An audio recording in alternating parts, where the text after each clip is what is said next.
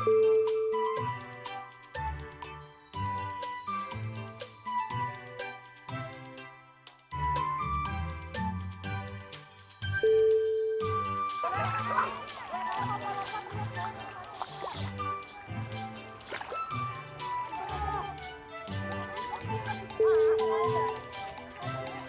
rekan mahasiswa semua, apa kabar kalian di sana? Saya berharap kalian semua dalam keadaan sehat. Sore ini saya berada di pantai untuk menikmati senja di Kota Batam. Nanti kita akan mulai perkuliahan kita ya, dengan topik pohon keputusan. Saya bermain dulu ya.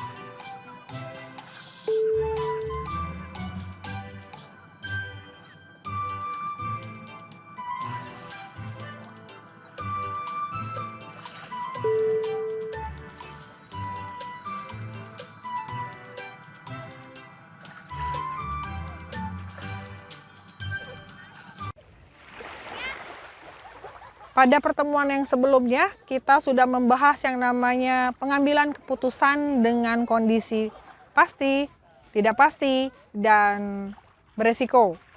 Nah, pada hari ini kita akan membahas bagaimana kita membuat hierarki dalam bentuk pohon keputusan untuk memudahkan kita melakukan yang namanya pengambilan keputusan.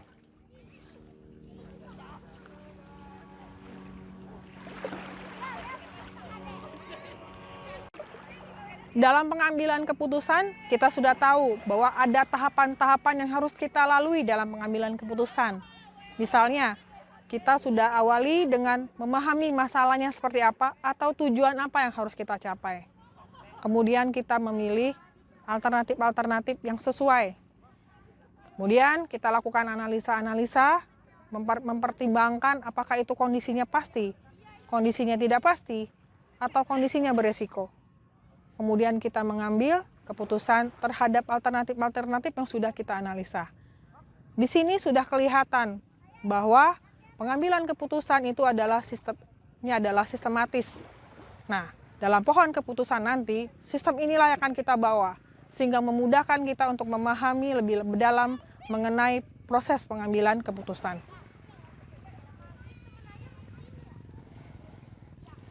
Kalian masih ingat ya, proses-proses yang harus dilalui ketika melakukan pengambilan keputusan.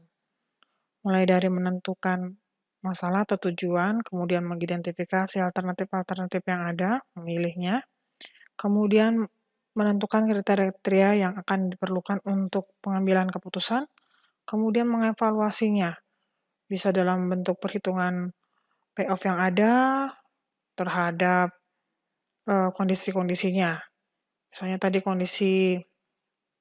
dalam kondisi berisiko atau kondisi tidak pasti, kita lakukan evaluasi, kemudian dari situ kita lakukan yang namanya pemilihan alternatif. Nah, ini adalah batasan untuk pengambilan keputusan. Jadi, kalau dalam pembentukan yang namanya pohon keputusan, kita membuatnya mulai dari menentukan masalah atau tujuannya sampai dengan memilih satu alternatif. Ini akan kita buat dalam bentuk pohon keputusan atau decision tree.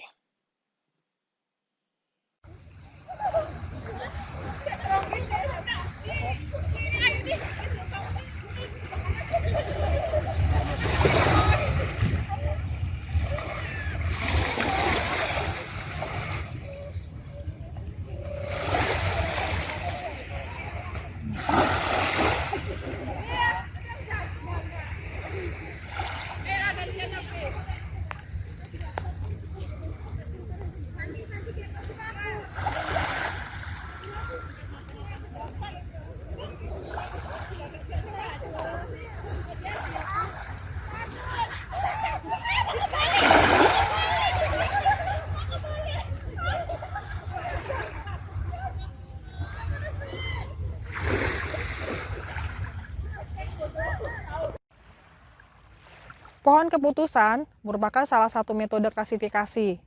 Metode ini sangat mudah digunakan oleh pengambil keputusan karena di dalamnya sudah tersusun tujuan yang ingin dicapai beserta alternatif-alternatifnya dan kemungkinan-kemungkinan yang akan terjadi. Bisa menyangkut isinya probabilitas, sehingga kita bisa mengambil keputusan dengan mudah.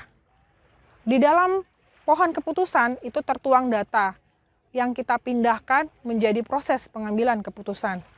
Sehingga manfaatnya sangat besar bagi pengambil keputusan. Karena pohon keputusan ini dibuat secara sistematis.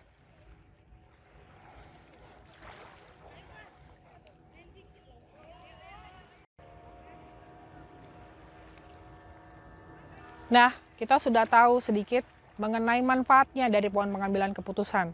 Adalah ritmenya sistematik. Nah, bagaimana dengan kekurangannya dari pohon keputusan itu? Kekurangannya adalah kita sulit untuk mengawali dari mana awalnya kita membuat pohon keputusan. Karena diperlukan data-data untuk membangun yang namanya pohon keputusan. Nah, itu adalah salah satu dari kekurangan pengambilan keputusan menggunakan pohon keputusan atau decision tree. Selain itu, pengambilan keputusan dengan menggunakan pohon keputusan, kualitasnya sangat tergantung bagaimana caranya kita mendesain pohon keputusan tersebut. Di sana kita harus tahu akar masalahnya apa, alternatif-alternatifnya apa, data-data pendukung seperti payoff-nya bagaimana, kemudian menyangkut probabilitasnya seperti apa. Nah, itulah yang kita perlu didesain supaya pohon keputusan itu bisa memudahkan kita dalam melakukan pengambilan keputusan. Dalam menggunakan pohon keputusan, ada beberapa asumsi yang perlu kita gunakan sehingga memudahkan kita dalam melakukan pengambilan keputusan. Yang pasti adalah yang pertama bahwa seorang pengambil keputusan itu hanya memiliki satu alternatif yang diambil. Jadi misalnya kalau kita punya alternatif-alternatifnya banyak, misalnya membangun gudang, membuat produk baru gitu ya. Nah, tidak boleh di dalam pengambilan keputusan menggunakan pohon keputusan ada beberapa alternatif yang kita pilih, hanya ada satu. Kemudian yang kedua, semua keputusan-keputusan yang kita ambil dalam pohon keputusan itu harus memiliki keluaran yang tertentu. Tertentu itu misalnya ada probabilitasnya, kemudian ada nilainya, payoff-nya, atau ada value-nya gitu ya, expected value-nya yang kita akan ketahui berapa besar harapan kita terhadap keputusan kita. Nah, kemudian yang terakhir adalah bahwa pada saat menggunakan pohon keputusan itu memperlihatkan urutan proses. Nah, ini yang harus kita perlu ketahui ketika kita menggunakan yang namanya pohon keputusan.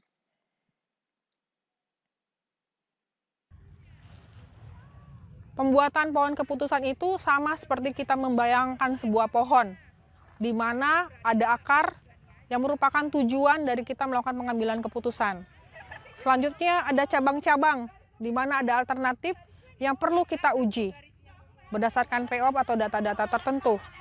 Itulah yang menjadi prosedur atau dari sistematika pohon keputusan. Berikut ini ditampilkan simbol-simbol yang digunakan untuk menerapkan dalam pohon keputusan. Ada simbol kotak yaitu keputusan, kemudian ini adalah chance atau alternatif-alternatifnya, kemudian ini adalah percabangan, garis percabangan, kemudian ini adalah alternatif keputusannya, kemudian ini adalah alternatif probabilitas yang memungkinkan adanya sesuatu yang bisa jadi tidak pasti atau berisiko. Nah, bagaimana penerapan simbol-simbol ini dalam pohon keputusan? Kita bisa lihat ini adalah format pohon keputusan. Di sini ada kotak, Contohnya adalah kalau kita pertemuan yang kemarin adalah mengembangkan bisnis. Mengembangkan bisnis, kemudian ada cabangnya, misalnya membuka gudang, membuat gudang baru, kemudian yang besar, kemudian membuat gudang yang kecil, kemudian membuat produk baru. Nah, ini adalah alternatif-alternatif kemungkinannya. Kemudian percabangan ini itu adalah kondisi-kondisi yang terjadi, misalnya kondisi baik, sedang, tidak baik, misalnya hujan, cerah, gerimis misalnya. Nah, ini adalah kondisi-kondisi yang dialami pada saat alternatif-alternatif itu dibuat. Nah, kemudian ini adalah payoff, nilai untung dan ruginya untuk masing-masing alternatif yang kita buat. Nah, 2, payoff 1-1. Payoff 1-1 itu maksudnya adalah untuk pengambilan keputusan tujuan pengembangan ekspansi dengan gudang yang besar, memiliki nilai payoff sebesar seperti ini, 1-1. Kemudian untuk ekspansi bisnis dengan proyek gudang yang besar dengan kondisi yang biasa-biasa saja, payoff-nya segini. Untuk pengambilan keputusan ekspansi bisnis gudang besar dengan kondisinya adalah rugi, payoff-nya adalah seperti ini. Nah, ini menandakan nanti adalah probabilitas-probabilitasnya seperti apa. Nah, ini adalah format pohon keputusan. Nah, berikut adalah contoh. Contohnya misalnya adalah, tadi saya bilang, saya mau mengembangkan bisnis. Ini adalah, tujuannya adalah pengembangan bisnis. Pengembangan bisnisnya apa aja? Misalnya, membangun gudang dan membuat produk baru. Kondisinya apa saja? Kondisi baik dan buruk. Baik dan buruk. Dengan nanti nilai probabilitasnya masing-masing berapa. Kemudian, berapa nilai payoff-nya yang ada pada masing-masing kondisi. Nah, kotak ini adalah kotak pengambilan keputusan untuk masing-masing kondisi. Oh, nanti kalau perhitungannya antara state of nature 1 dengan 2 itu lebih baik 1. Misalnya untuk pengembangan produk. Untuk yang namanya membangun gudang, antara state of nature 1 dan 2 yang dipilih adalah state of nature 2. Nah, nanti kemudian dari sini dipilihlah yang mana yang mau dipilih. Membangun gudang atau membuat produk baru. Nah, ini adalah contoh pembuatan pohon keputusan.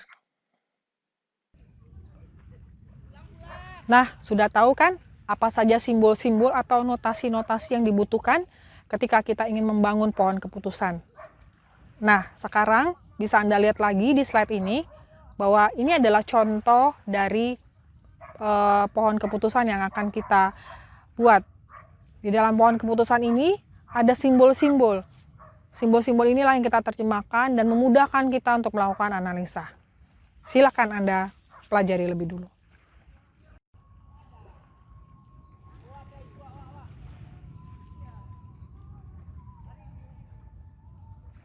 Nah, sudah kita pelajari ya mengenai pohon keputusan. Tadi juga ada contoh-contoh.